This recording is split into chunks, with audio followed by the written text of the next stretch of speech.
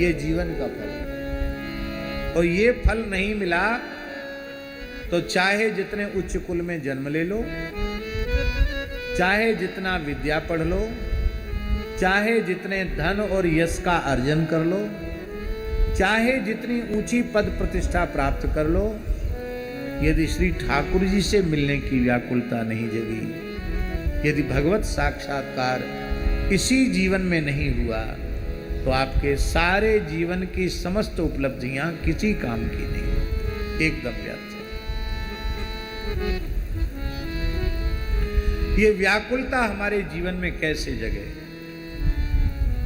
सबसे पहले तो पाप की कमाई न खाने का निश्चय करना, अपने परिश्रम से उपार्जित अन्न आदि के द्वारा ही अपना व्यवहार करना। दूसरी, जो वस्तु भगवान को भोग नहीं लग सकती है, उस वस्तु को जीवन पर्यंत आहार के रूप में नहीं लेना। विशुद्ध वेद लक्षणा भारतीय देसी गाय के दूध दही घृत से बने हुए पदार्थों से ही भगवान की सेवा करना, वही अपने आहार के रूप में लेना। तीसरा, प्रातःकाल जगने से लेकर सोने तक उठते बैठते खाते सोते पीते जगते हर समय नाम का अभ्यास करते रहे। चौथा, नित्य सत्संग करना। अब तो विज्ञान के माध्यम से इतने अच्छे साधन हो गए हैं कि आपकी जिस संत की वाणी में श्रद्धा हो, उसकी वाणी आप रोज सुन सकते हैं।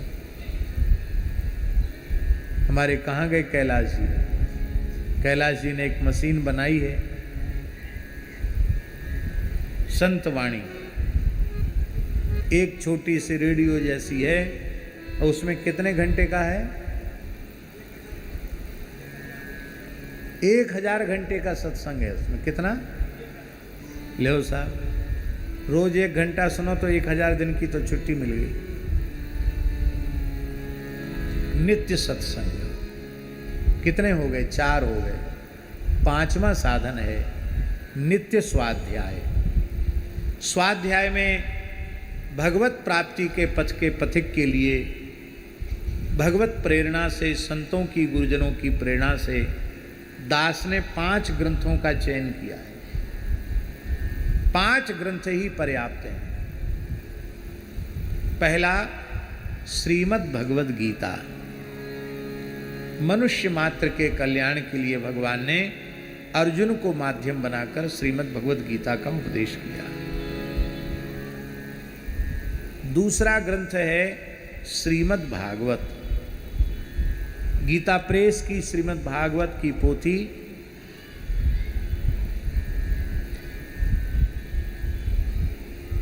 अपने घर में पूजा गृह में विराजमान करना और उसका 1 अध्याय रोज पढ़ना। हिंदी पढ़ लो, कोई संस्कृत की जरूरत नहीं है। रोज 1 अध्याय पढ़ना, बाँच के सुनाना। घर में सदग्रंथ अवश्य होने चाहिए। केवल हिंदी पढ़ना चाहते हो तो गीता प्रेस से छपा हुआ भागवत शुक सुधा सागर, वो केवल हिंदी है, श्लोक क्रम से है, उसको रख सकते हो। नहीं तो 2 खंड में है, एक तरफ संस्कृत है, एक तरफ हिंदी है।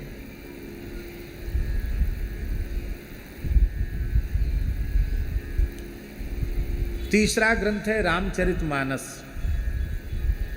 संपूर्ण शास्त्रों का सार है रामचरितमानस। जीव के कल्याण की कोई ऐसी बात नहीं है जो रामचरितमानस में न हो। ये किसी संप्रदाय विशेष का नहीं, मनुष्य मात्र का ग्रंथ है, जो भी प्रभु प्राप्ति के पथ पर अग्रसर होना चाहता है। कितने ग्रंथ हो गए? गीता, श्रीमद् भगवद गीता, श्रीमद् भागवत, श्री रामचरितमानस। चौथा ग्रंथ है श्री भक्तमाल, भक्तों के चरित्र। भक्तों के चरित्र बहुत जल्दी जीवों को भगवान की ओर बढ़ाते हैं। भक्त चरित्र, भक्तमाल ग्रंथ। और 5वां ग्रंथ है विनय पत्रिका। विनय पत्रिका तो ऐसा है कि हम आपको क्या कहें। साधक हृदय की कोई भी जिज्ञासा ऐसी शेष नहीं रहती है जो विनय पत्रिका के श्रवण से जिसका समाधान न हो जाए। हमने संपूर्ण विनय पत्रिका पर प्रवचन किया है 15 महीने में लगभग। अब तो दो खंड प्रकाशित हुए ना मलुकपीठ से, अभी 2 खंड प्रकाशित हुए हैं। पूरा प्रकाशित होते तो 10-12 खंड हो जाए, पर ये जो संतवाणी कैसेट में भी पूरा है, पूरी विनय पत्रिका है। तो विनय पत्रिका बहुत ही कल्याणकारी ग्रंथ है, सब कुछ है। तो ये स्वाध्याय है। तो पहला साधन आहार शुद्धि, दूसरा निरंतर नाम जप, तीसरा नित्य सत्संग, चौथा नित्य स्वाध्याय। और ये सब साधन हैं, साधु संग।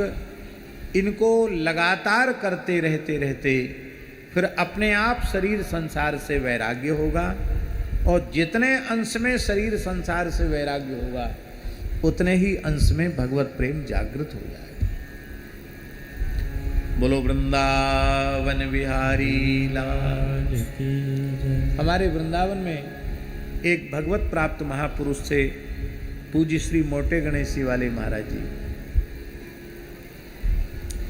उनको पता लग जाए कि ये ब्रजवासी है तो बड़े प्रसन्न होते, और फिर एक बात कहते, वो स्वयं भी ब्रजवासी थे। वो कहते, भैया ठाकुर जी ने तो ब्रजवासी बनाए दिए, पर अभी तुम्हें ब्रजवासी बनना जरूरी है, तुम अभी ब्रजवासी ना बने।